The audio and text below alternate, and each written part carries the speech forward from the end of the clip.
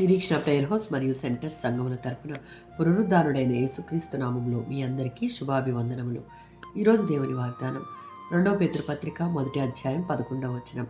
యేసుక్రీస్తు యొక్క నిత్య రాజ్యంలో ప్రవేశము మీకు సమృద్ధిగా అనుగ్రహించబడును. ఈ వాక్యం అపోస్తులుడైన పౌలు తన జీవితాంతంలో సంఘాలలో తప్పుడు బోధలు పెరుగుతున్న కాలంలో విశ్వాసులు అలసత్వంలో పడకుండా నిజమైన విశ్వాసంలో నిలబడాలని పేతురు హెచ్చరిస్తూ రాసిన వాక్యం ఇది. 2 పేతురు పత్రిక 1వ అధ్యాయం 3-10 వచనాలలో ఒక విశ్వాసి తన విశ్వాస జీవితాన్ని ఎలా జీవించాలో, ఆత్మీయంగా ఎలా ఎదగాలో వివరిస్తూ వాటి ముగింపుగా ఈ గుణాలలో నడిచే వారికి వచ్చే ఫలితాన్ని 11వ వచనంలో మనకు చెప్పబడింది.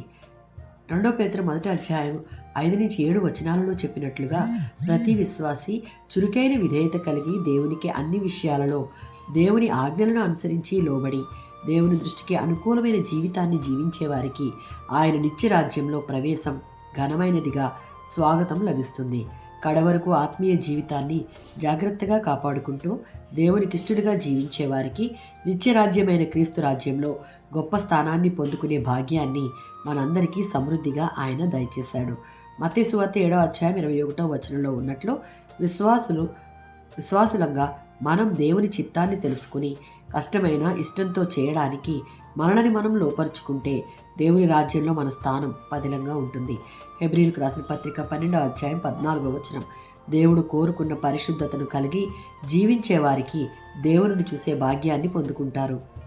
రక్షణ పొందిన ప్రతి విశ్వాసి విశ్వాస జీవితంలో దేవునికి సంపూర్ణ విధేయత చూపి నడుస్తూ దేవుని చిత్తాన్ని నెరవేర్చే వారంగా ఉంటూ దేవుడు కోరుకున్న పరిశుద్ధత కలిగి జీవించుటకు ఆత్మీయంగా మనలను మనం ఒక క్రమశిక్షణ కలిగి జీవిస్తే దేవుని నిత్య రాజ్యంలో మనకు ఘనమైన స్వాగతమే కాదు, మన స్థానం కూడా పదిలంగా ఉంటుంది. ఆమేన్.